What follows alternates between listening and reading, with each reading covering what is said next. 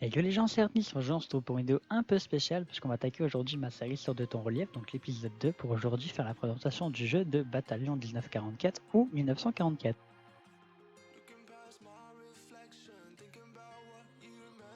Bataillon 1944 est un FPS dans le style de Code 2 ou Code 4, Call of Duty Modern Warfare.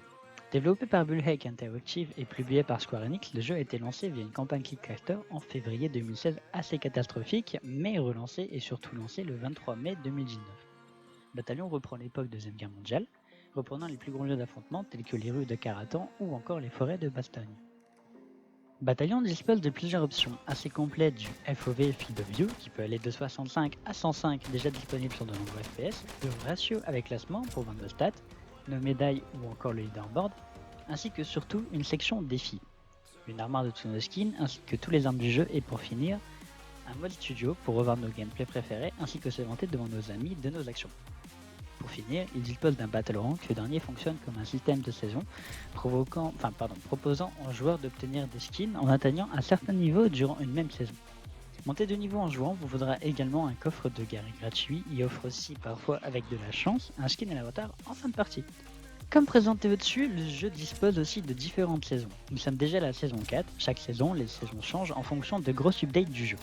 Les jeux nous proposent donc une nouvelle Battle Ranked avec de nouveaux skins à gagner chaque saison avec différentes mises à jour, changements d'armes, modifications de map, etc.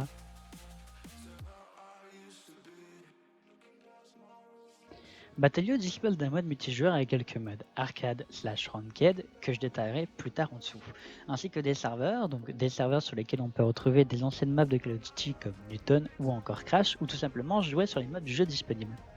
Bataillon nous offre aussi la possibilité de créer/de rejoindre des serveurs de LAN pour ainsi jouer avec nos amis ou encore notre communauté. Comme dit juste avant, le jeu nous propose de choisir entre le mode arcade ou le mode compétitif. Donc le mode arcade nous donne le choix entre un mode de match à mort par équipe, de la prise du drapeau et de la domination.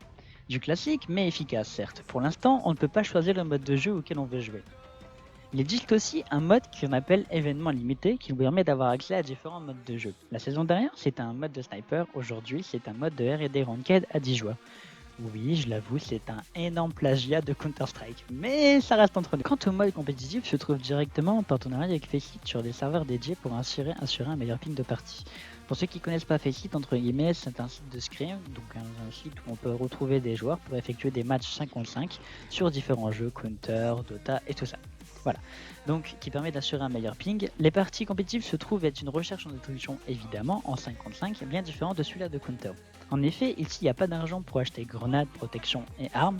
On a le choix entre 5 classes. Pour chaque classe, on a un nombre limité de jetons, appelés aussi tokens dans le jeu. Tokens peuvent être obtenus sur les corps d'un joueur mort au combat, ce qui rajoute, on va dire, un aspect stratégique à l'utilisation des classes. La classe par défaut ne coûte pas de tokens. Malgré le système de tokens, les armes au sol peuvent quand même être récupérées, mais ne seront pas sauvegardées d'un round à l'autre.